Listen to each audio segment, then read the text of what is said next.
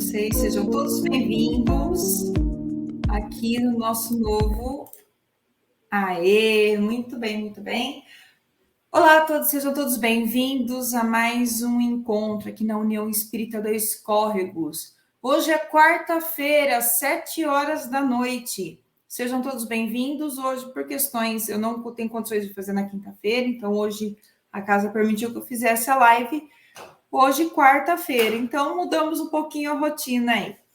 Mas o que importa é que vai ficar gravado para quem quiser depois acompanhar, que está acostumado todas as quintas-feiras, vai poder nos acompanhar sim, pois esse vídeo ficará gravado. E o que importa é que a lição seja passada, que a mensagem seja divulgada, e a gente pede proteção para todos aqueles que, pela espiritualidade, para todos aqueles que nos cercam, que nos guiam.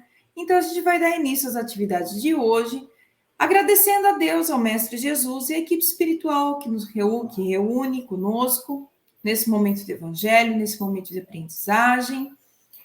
E damos início à oração que o nosso Mestre Jesus nos ensinou. Pai nosso que estais no céu, santificado seja o vosso nome, venha a nós o vosso reino, seja feita a sua vontade, assim na terra como no céu. O pão nosso de cada dia nos dai hoje, perdoai as nossas ofensas, assim como nós perdoamos a quem nos tem ofendido, e não deixeis cair em tentação, mas livrai-nos do mal. Que assim seja. Então, de antemão, eu agradeço a presença de todos vocês. Vamos ver aqui os comentários. Lembrando que qualquer Harrison Pérez, boa noite, seja bem-vindo.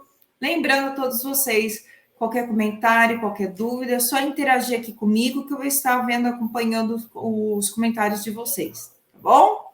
Muito prazer, eu sou Mariana, sou de Barra Bonita, e hoje eu quero falar sobre as 11 virtudes de Aristóteles e os ensinos do Espiritismo. Aí todo mundo fala assim, nossa, Mariana, mas você vai falar de Aristóteles, um filósofo grego que viveu entre 384 e faleceu em 322 anos antes de Cristo. O que esse homem ensinou de tão importante e que coincide com a doutrina espírita?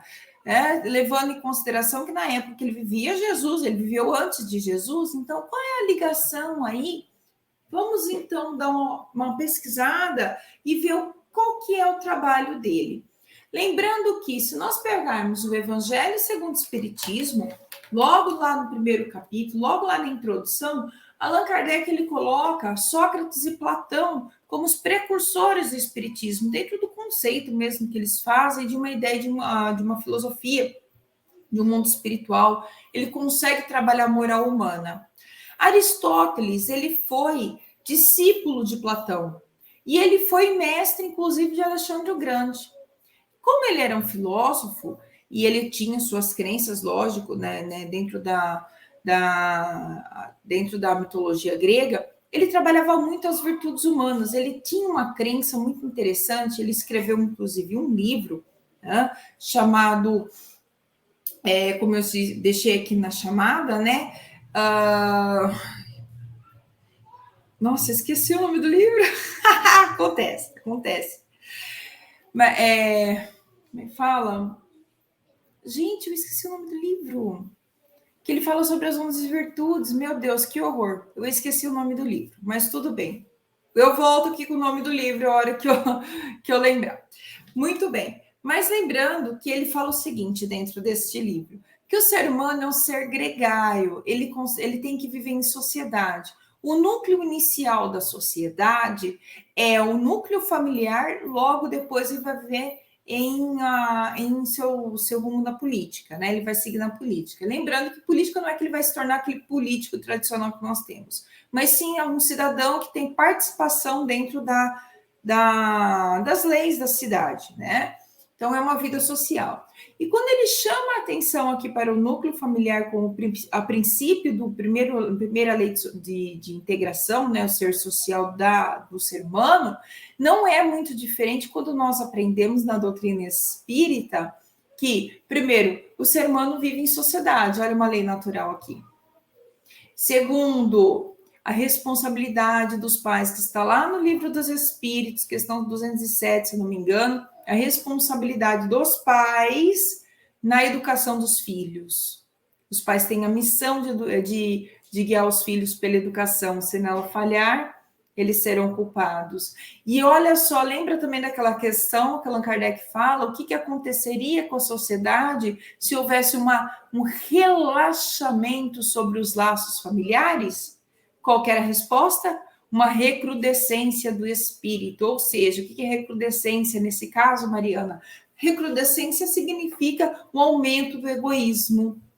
Então, veja só que interessante.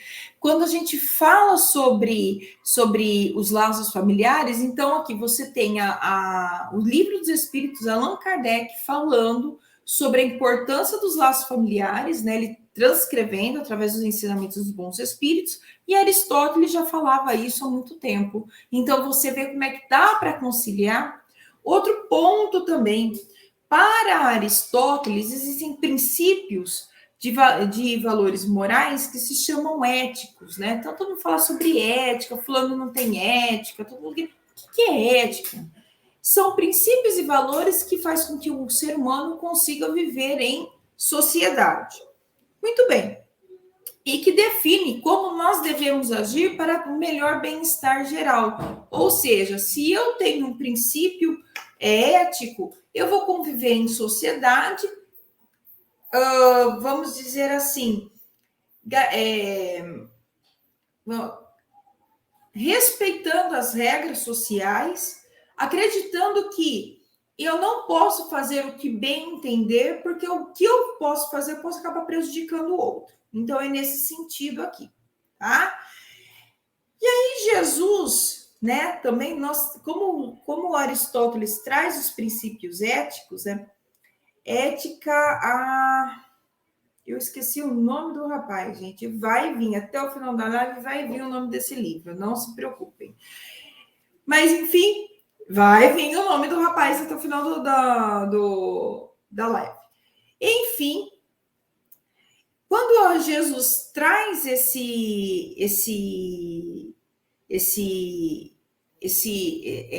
seus ensinamentos, ele vem e faz o seguinte, ele traz um ensinamento que está lá em João, capítulo 14, versículo 6. Eu sou o caminho, a verdade e a vida. Ninguém vai ao Pai senão por mim. Olha bem. Eu sou o caminho, a verdade e a vida. Ninguém vai ao Pai senão por mim. É uma tradição judaica de eles terem alguém para ter como guia e modelo. Tanto que no Livro dos Espíritos nós temos Jesus como guia e modelo, como ser mais perfeito para a humanidade. Então, é isso, você tem assim, então, Aristóteles escreve um livro que ele fala assim, como se fossem os princípios de virtudes para que o ser humano possa viver em sociedade, que são esses princípios dos quais eu vou falar. Jesus, ele vem e traz através da sua ação, né, como devemos viver para poder conviver em sociedade, ele trazendo toda essa parte do trabalho espiritual. Então, peraí, Aristóteles, eu vou procurar esse livro, eu quero trazer esse livro aqui, tá? Ética Nicômaco. É esse o livro, trouxe aqui. Ética Nicômaco. É através desse livro que ele fala sobre ética, sobre as 11 virtudes, tá? Trouxe aqui. Enquanto eu não trouxesse esse ensinamento, eu não iria sossegar. Muito bem. Então, o que poderia ser uma teoria para Aristóteles, né? Então, esse conjunto de valores, né, de princípios, de comportamento, tá? Ele fala o seguinte, que não dá para você viver só em teoria, tem que viver na prática. E essas habilidades a gente só adquire praticando. Então, ele consegue dividir as virtudes em 2 grupos. A virtude intelectual, que é o que você adquire através do conhecimento, de leitura, e a virtude moral, que é o resultado do hábito. E aí a gente vai lá no Evangelho segundo o Espiritismo, lembra o ensino do Espírito da Verdade? Que ele fala, espíritas, amai-vos, eis o primeiro mandamento, e instruí-vos, amai-vos e instruí-vos. Olha só, Aristóteles já falava, temos a virtude intelectual, que é através do estudo, do ensino, e a virtude moral, que é através do resultado do hábito. e vem o Espírito da Verdade e fala, amai-vos e instruí-vos. Entende como existem ideias similares, mesmo sendo de tempos completamente diferentes? Muito bem. Então, dentro dessas virtudes morais que eu quero trazer para vocês, tá? Nós temos que ter um certo equilíbrio. Então, o que o Aristóteles fala? A virtude, ela é o equilíbrio de determinados comportamentos. Se você extrapolar o excesso de um ou a falta de outro, o que vai acontecer? Você vai cair em vício. Então, o que ele entra aqui no contexto? De uma atitude, de um posicionamento, de uma vida equilibrada. Então, ele pede para que nós tenhamos equilíbrio nas nossas ações e nesses nossos atos. E como? Através da prática. Então, quando nós falamos de doutrina espíritas em penas e gozos terrenos, lá na lição de Kardec, nós temos aqui a questão 920, que olha que Kardec pergunta, o homem pode desfrutar da terra com uma felicidade completa? Resposta, não, uma vez que foi dada uma prova, uma expiação. Mas depende dele amenizar esses males e ser tão feliz quanto pode ser na terra. E uma coisa que é interessante, Aristóteles fala do comportamento do humano, a busca do homem pela sua felicidade. Ele fala da busca do ser humano pela felicidade. Nós vivemos com um propósito para termos uma felicidade. Nós tentamos viver ter condutas que façam com que a gente tenha essa busca da felicidade. E Allan Kardec, dentro da questão do Livro dos Espíritos, ele também pergunta se é possível ser plenamente feliz. Só que tanto Aristóteles quanto Allan Kardec, que recebe essa resposta da espiritualidade, diz que não dá para você ter uma felicidade plena, exatamente porque nós somos seres imperfeitos.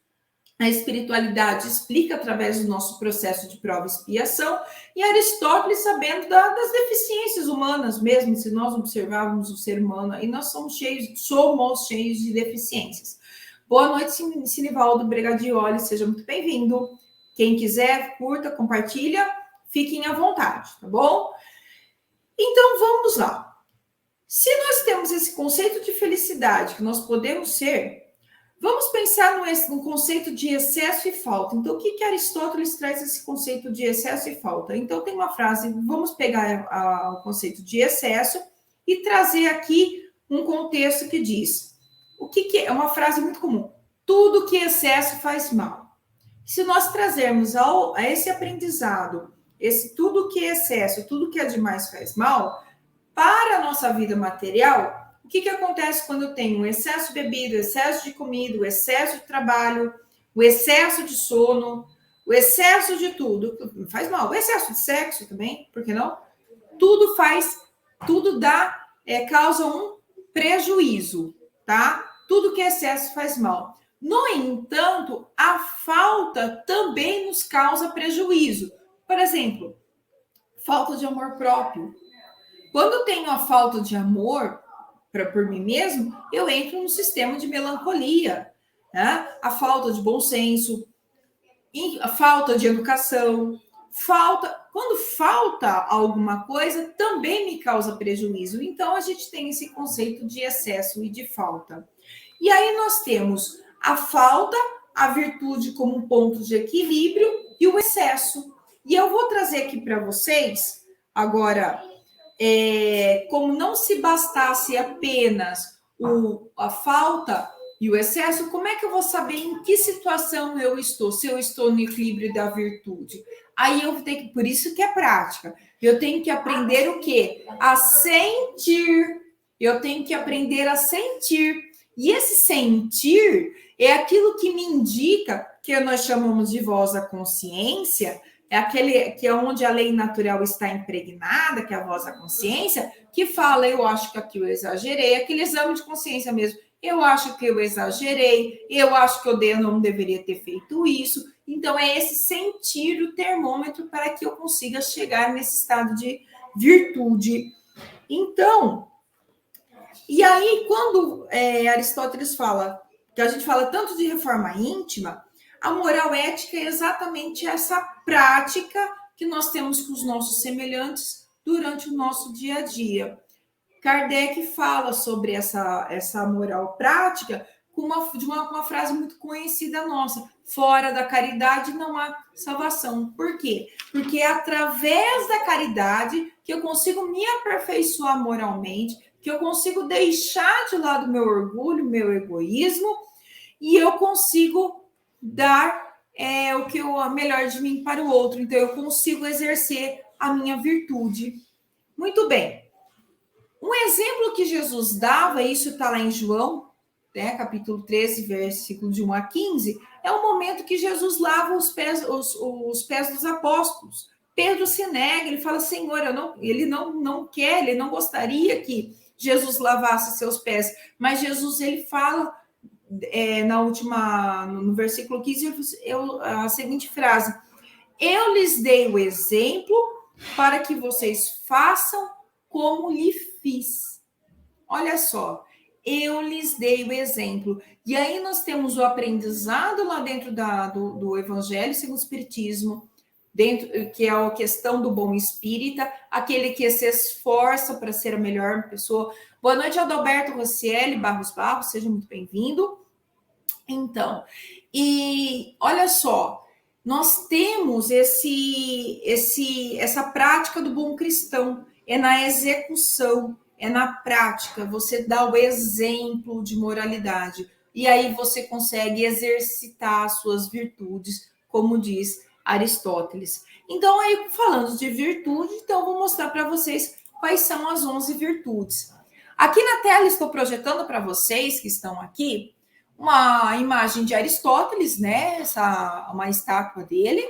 E aqui nós temos o meio, a virtude, as 11 virtudes, o caso da deficiência e o caso do excesso. Eu vou explicar para vocês um a um. Ou seja, virtude, né? Então, nós temos aqui na coluna do meio, por exemplo, a coragem. O excesso da coragem, o que ela é? A imprudência. A falta dela nós temos covardia. Alberto, você é de Barretos. Seja muito bem-vindo, Alberto. Barretos, fui lá da região de Rio Preto, morei em Ariranha, tá? Eu conheço aquela região.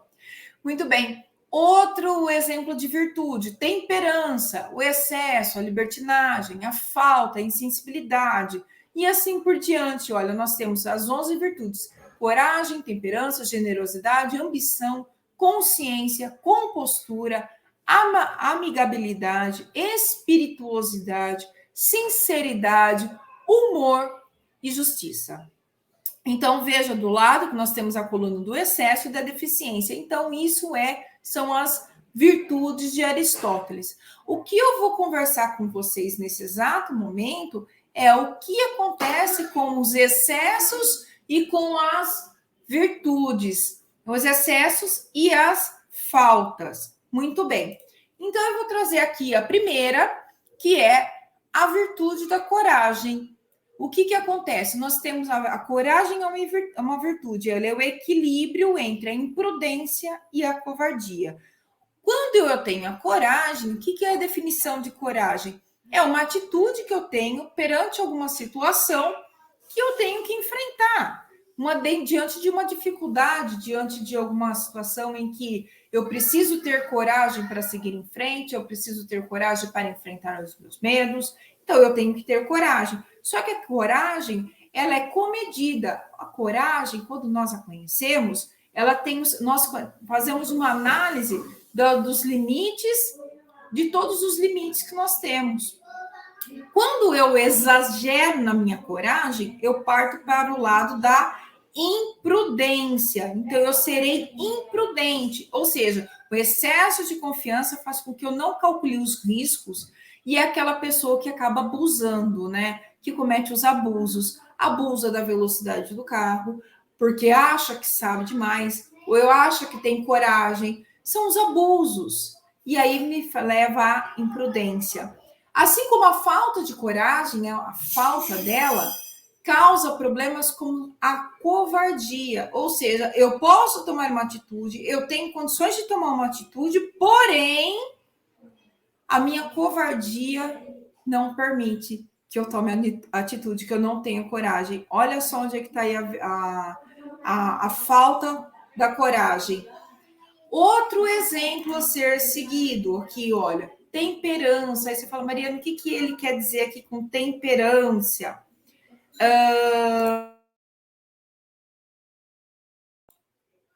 Temperança. O que acontece? O que é temperança?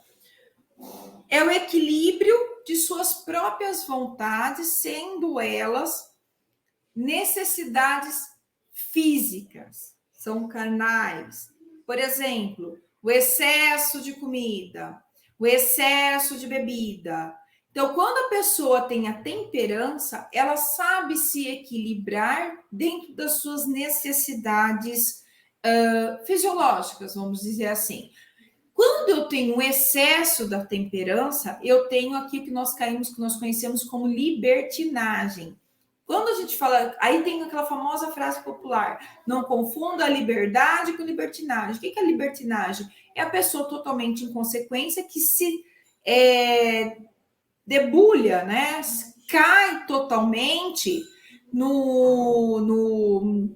nos prazeres físicos, atendendo às necessidades físicas e não pensa nas consequências. Isso é a libertinagem. E aí você pode ir caindo em outros vícios, inclusive nos vícios físicos, né, fisiológicos, né? Seja o excesso da bebida, do álcool, do cigarro, do sexo, etc.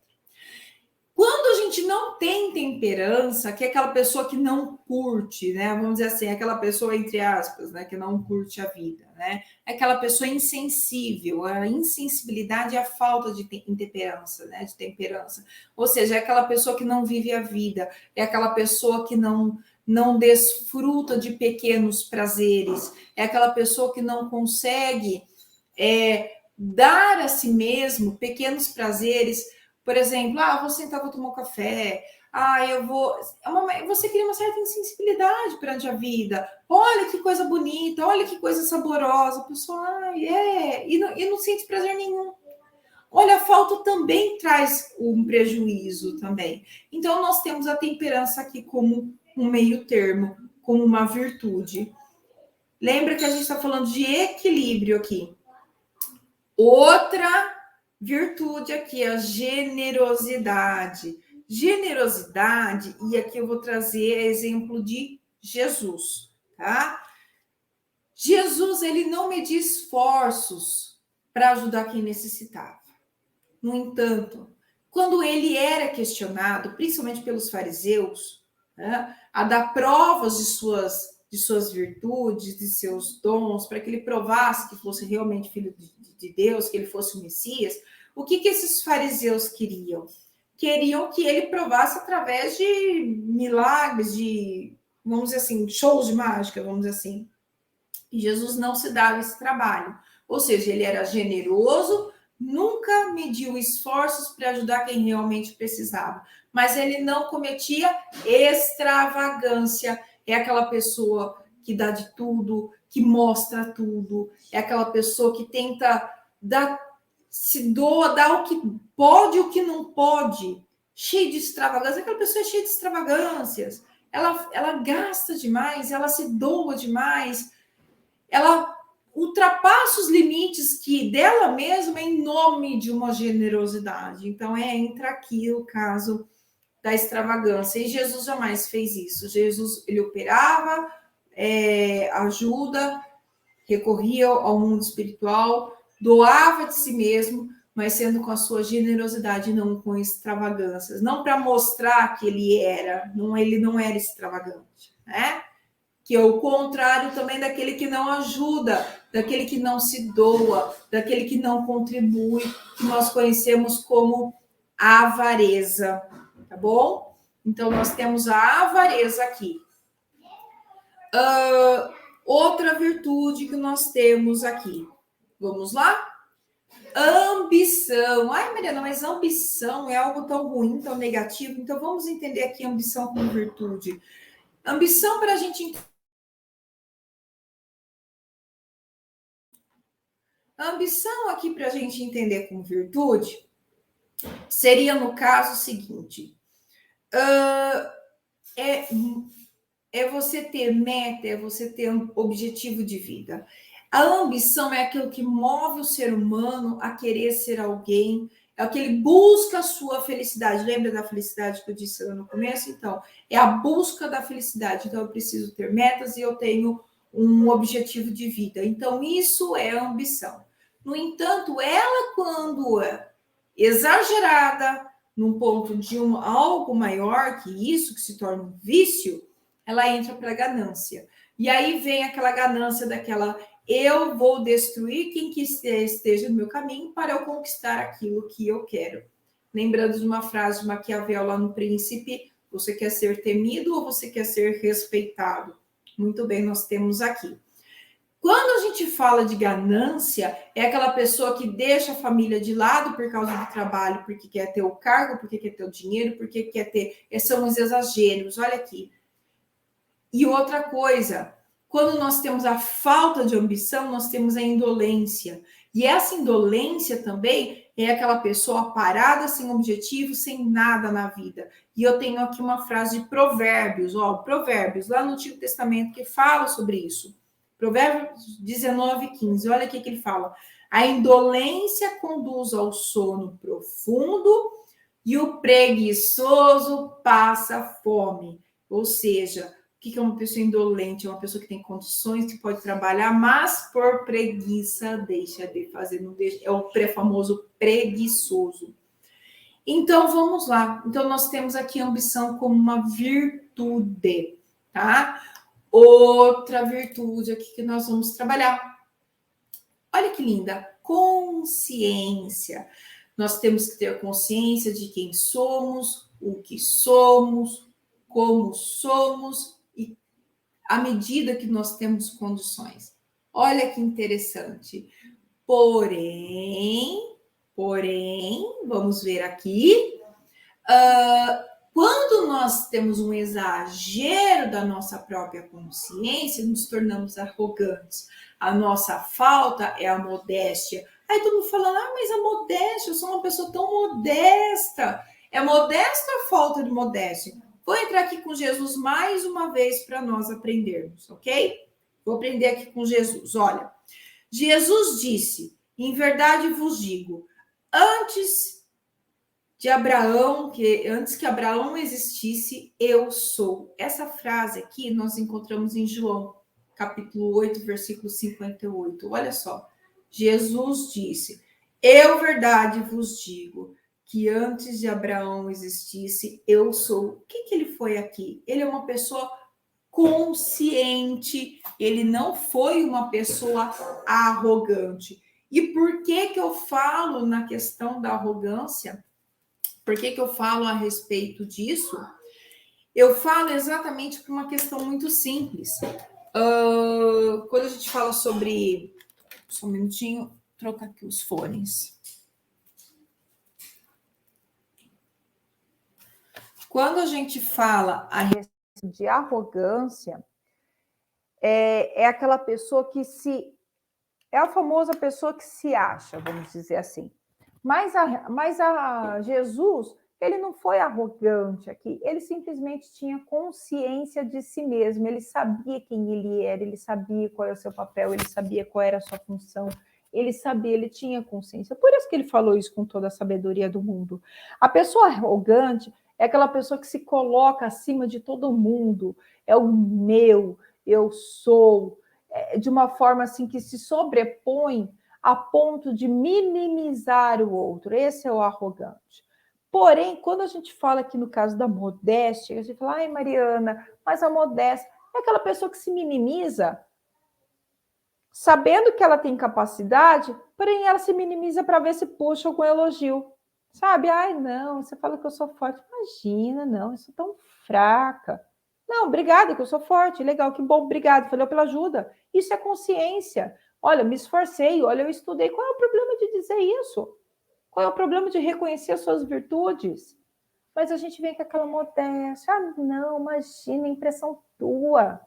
Para. Isso é modéstia. É a falta de consciência. É aquela pessoa que fica, ela se minimiza. Ai, não, os outros são melhores do que eu. Para, não é necessário isso. Você pode reconhecer sim, só que você tem que aprender a ter o quê? Uma coisa chamada consciência. Muito bem? A compostura, olha só que interessante. O que é compostura? Vamos ver aqui, tem um comentário aqui. Oi, bom dia, boa noite, União. Acho que deve ser a Maria ou a Paula que deve estar falando aqui comigo. Tá? Deixa eu projetar vocês aqui o comentário de vocês.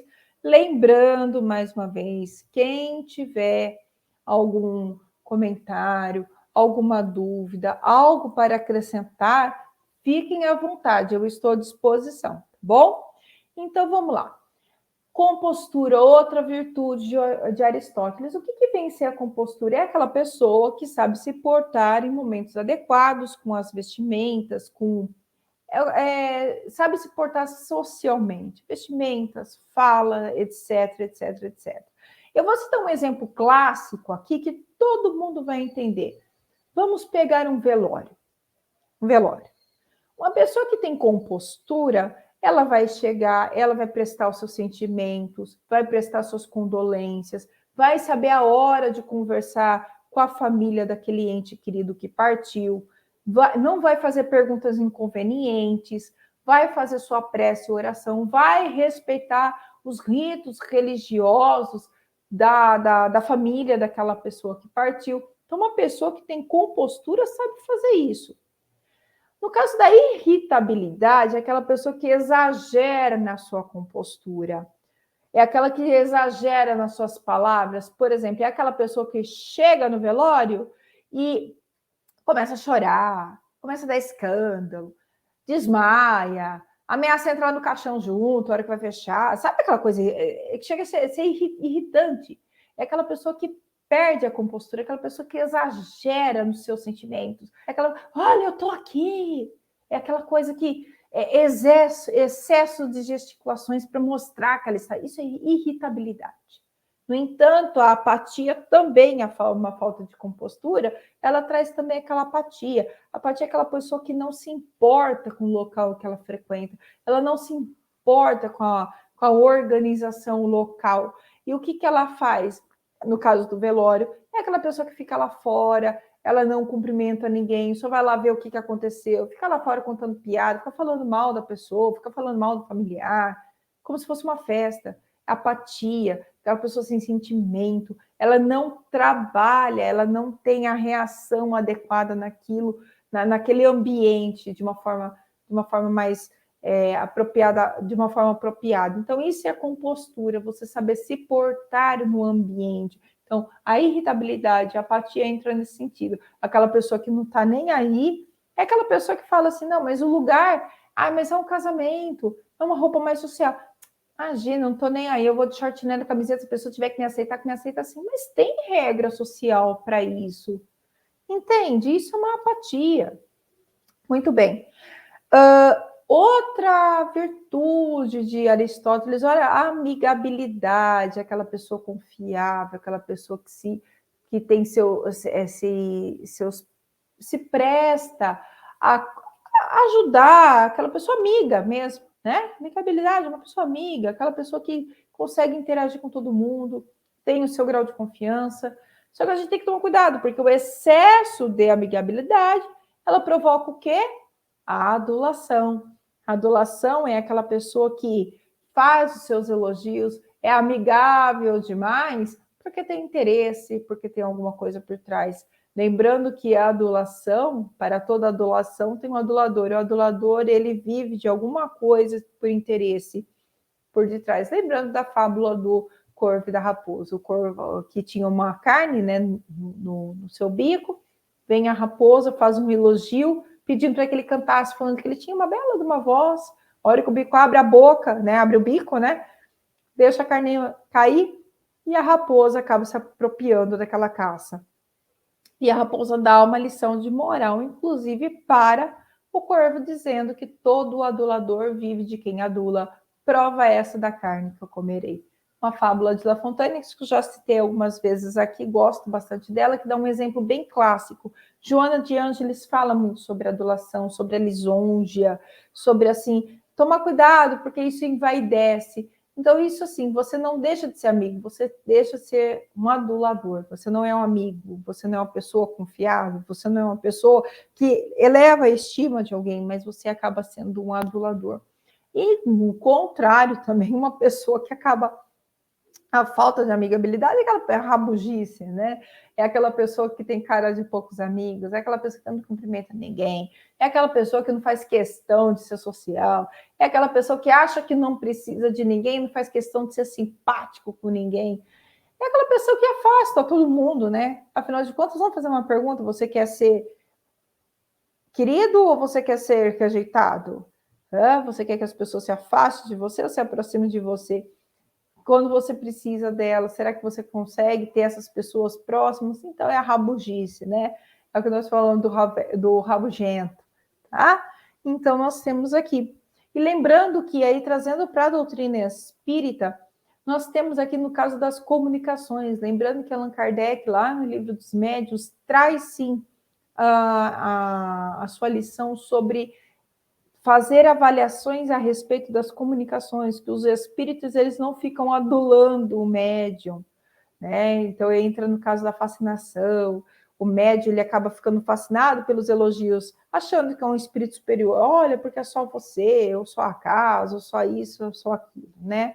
Então, olha só, lá na comunicação mesmo, Allan Kardec dá esse conselho, né? Dentro do livro dos médiuns. Então, quando olha só, então, os espíritos eles são amigáveis, eles são honestos, eles são sinceros, porém, cuidado com as comunicações, pois se ela tiver muita adulação, principalmente ao médio, pode ser uma comunicação equivocada, muitas vezes que não é a correta de acordo com os ensinamentos de Allan Kardec.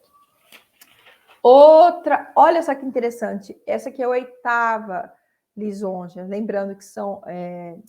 8ª virtude, perdão. Lembrando que são 11 virtudes, eu já estou chegando lá no finalzinho da explanação, tá, gente? Espirituosidade. O que é uma pessoa que tem espirituosidade? É aquela pessoa que sabe deixar o ambiente leve, ela consegue ter pequenos gracejos, ela consegue agradar o ambiente, ela consegue deixar o ambiente bem. É aquela pessoa espirituosa que chega iluminando, é uma pessoa que sabe pegar leve com as situações e com os outros, tá? Com os outros, o seu relacionamento com os outros. Quando a gente fala de bufonaria, o exagero da espirituosidade, o vício é a bufonaria, é aquela pessoa que chega, é a palhaça, ela faz graças em momentos inoportunos, é aquela pessoa que se torna inconveniente, é aquela pessoa que extrapola na sua sinceridade, nos seus gracejos e acaba, inclusive, ofendendo as pessoas. O contrário de uma pessoa espirituosa, a falta dela, traz o quê? Uma pessoa grosseira, uma pessoa sem delicadeza, uma pessoa que não faz questão nenhuma de ser agradável, de ser amigável. Aí é no caso que entra a grosseria, a falta de educação. É uma pessoa, eu sou assim mesmo e acabou. Bom dia, tá bom por quê? Conhece eu? Já conheço uma situação assim? Uma situação assim? Pois bem, nós temos esse sentido.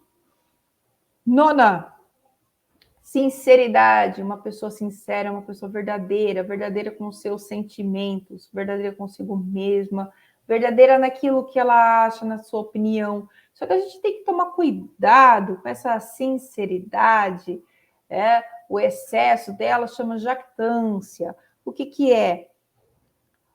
É a franqueza, né? Eu acho que todo mundo vai dizer, olha, usa a verdade para dizer, fala que diz a verdade, né? Eu só estou sendo sincera, e joga sua flecha, joga o seu veneno, mas eu estou sendo franca e acaba sendo bem grosseira, né? Olha lá atrás a falta de espirituosidade, né? Acaba sendo até grosseira. Jactância é aquela pessoa que exagera no eu. Ela exibe a si mesma. Eu sou sincera, olha, porque o meu é a minha dor, o meu sofrimento, porque eu sei, eu fiz melhor. Isso é jactância. Eu estou sendo sincera, o meu é melhor que o seu, a minha fala, e assim, isso é uma pessoa que tem jactância, é o excesso. Ela não chega a ser, ela é pareada mais ou menos aí com a arrogância, né? Só que a arrogância, ela diminui os outros. A jactância é aquela pessoa que só meu, inclusive a minha dor é maior que todo mundo. O contrário, que é a depreciação, é o totalmente oposto. É que a pessoa que se desvaloriza, se desqualifica, se despreza, é a pessoa de autoestima baixa. Ai, não, eu não tenho capacidade, imagina, eu não sei. Não, você é inteligente, você estuda. Não, acha, eu sou uma burra, eu não sirvo para isso. É isso aí, é depreciação, é a pessoa que se deprecia, né? Em nome de uma sinceridade, tá? Outro 10º aqui, esse aqui eu gosto também, humor. Humor também é uma virtude, Mariana, de acordo com Aristóteles? Sim, o humor é uma virtude de acordo com Aristóteles. Olha só por quê. Porque o humor, ele consegue fazer com que a situação, muitas vezes pesada, a pessoa que tem humor, ela consegue transformar em algo leve. Só que da situação que acontece com ela mesma. Então, ela consegue fazer rir, inclusive, de uma situação e dela mesma. Vou citar aqui Chico. Chico, ele tinha um grande senso de humor. Ele conseguia passar, inclusive, grandes mensagens com um bom senso de humor, com um senso de humor. Ele era espirituoso, sabia cuidar muito bem, dar leveza à situação, e ele também conseguia trabalhar o humor. Divaldo também sabia muito disso. E eu vou contar uma historinha de Chico. O Chico conta que certa vez ele, antes de uma reunião, de um estudo, um trabalhador da casa veio todo eufórico contando, né, que havia caído raio na casa dele e que estava tudo perdido e que o raio quase o atingiu, só matou o gato. Ele falou assim, o gato matou o meu gato, mas quase me atingiu. O raio chegou perto de mim, ele todo eufórico, tal, e dizendo como se tivesse acontecido como foi uma catástrofe para ele, né? Aí o Chico conta que na hora que ele foi abrir o Evangelho segundo o Espiritismo, na versão, né, de uma forma aleatória, caiu o capítulo 5, item 22, cujo título era Se fosse um homem de bem, teria morrido. Imagina a situação do trabalhador, né? Eu gostei todo desse episódio. Muito bem. É o humor de Chico. É o humor, né, que trouxe aqui. Muito bem. A falta de humor é aquela pessoa melancólica, aquela pessoa triste, aquela pessoa deprimida, aquela pessoa que só vê coisa ruim. Ai, olha o sol, que lindo tá lá fora. Ih, vai se queimar. Ah, olha só que tempo gostoso. Ih, vai chover. É o melancólico, a pessoa triste, a pessoa que não consegue trazer um pouco de alegria para a própria vida. Já o tempestuoso é praticamente o contrário. É aquela pessoa carrancuda, desmancha prazer, né? Por que você está rindo? As coisas têm que ser sérias. É o carrancudo. Não se pode rir, não se pode fazer nada disso. Esse ambiente não dá tempo para graceja, o negócio aqui é sério. É o carrancudo, é o tempestuoso. Então, a pessoa que tem um senso de humor consegue trabalhar, transformar um ambiente, inclusive de trabalho, de convivência, em algo leve, rir das situações, porque até mesmo que a situação mais leve, você consegue, inclusive, encontrar a solução para os seus problemas de uma forma muito mais tranquila. E isso a gente pode trazer também para a nossa vida, dentro do aprendizado. Os espíritos também, eles têm o seu senso de humor. E, por último, acabando, o 11º, né, que não menos importante, a virtude da justiça. Por isso que nós falamos da justiça divina, nós falamos da justiça de Deus. Jesus fala aqui, em verdade vos digo, que de maneira nenhuma sairás dali até o último centil. Que justiça divina é essa? Nós conhecemos como lei de causa e efeito. Só que não daquela forma pesada, e nem de uma forma impunitiva, que é o caso da indiferença e da malevolência. Quando eu ajo de uma forma no caso da malevolência, é quando eu quero agir uma justiça, mas uma injustiça muito severa. A pessoa cometeu uma pequena falta e mesmo assim eu quero puni-la severamente, porque eu acho que tem que pagar, né? E existem frases aí muito comuns que demonstram essa malevolência. Bandido bom, aí todo mundo consegue concluir, né? Então, nós temos isso. E a indiferença também, a falta dela, é aquela que você, assim, a pessoa fez, errou, deixa que ela aprende. Não, ela tem que ter, sim, causa e consequência, tem que ter o conhecimento, sim, das consequências. Mas ela tem que ser de uma forma justa. Então, a justiça é exatamente dentro disso. As leis sendo aplicadas na medida que é. Afinal de contas, lá no Pai Nosso, nós rezamos, né? Perdoai as nossas ofensas, assim como nós perdoamos os nossos ofensores. A mesma medida. Não julgues para não ser julgado. Você será julgado à medida que julgares. Olha só, é a mesma medida. É a justiça, não menos importante. Então, só dando um recapitulo aqui, né? Olha aqui, as 11 virtudes de Aristóteles: coragem, temperança, generosidade, ambição, consciência, compostura, amigabilidade, espirituosidade, humor e justiça. Então, nós temos aqui os excessos de cada um deles vem cometido pela imprudência, libertinagem, extravagância, a ganância, arrogância, irritabilidade, adulação, bufonaria, jactância, tempestuosidade, ou ser tempestuoso, e a malevolência. E a deficiência traz a covardia, a insensibilidade, a avareza, a indolência, a modéstia, a apatia, a rabugice, grosseria, depreciação, melancolia e indiferença. Então, essas são as 11 virtudes de Aristóteles, que traz para nós, olha lá, séculos antes de Cristo nascer, Cristo traz as suas leis morais, mas Aristóteles já falava dessa boa conduta, desse bom comportamento ético, para que a gente possa conviver em sociedade, para que a gente consiga conviver conosco. E a gente pode concluir a seguinte forma, que ela vem de encontro, essas 11 virtudes de Aristóteles, ela vem de encontro com a doutrina espírita, porque quando nós lemos e aprendemos, tanto no Evangelho segundo o Espiritismo, como no Livro dos Médiuns e o Livro dos Espíritos, se fala muito do comportamento humano, de como nós devemos agir, o que nós sempre buscamos, o que acontece conosco, livro Céu e Inferno. Então, a própria codificação está inserida dentro das 11 virtudes, né? O que acontece, os excessos e a falta, né? No caso dessas virtudes. Então, que devem ser exercitadas. E, mais uma vez, Aristóteles diz que nós devemos exercitá-la.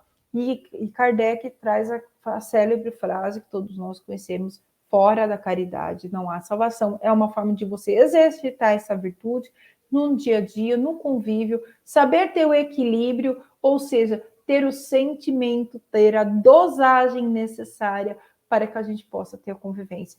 Não é fácil, mas é um trabalho diário. Então, fica aqui a lição de hoje, o momento de hoje, né, para a gente poder trabalhar aqui e refletir sobre essas 11 virtudes de Aristóteles. Um filósofo que traz também, complementa a filosofia da doutrina espírita. Um beijo, fiquem todos com Deus, gratidão por todos vocês que estiveram aqui acompanhando. Lembrando que esse vídeo ficará gravado, então aqueles que não acompanharam hoje na quarta-feira, terão amanhã na quinta-feira e aqui na página do União Espírita dos Córregos. Boa noite a todos, fiquem com Deus, que assim seja.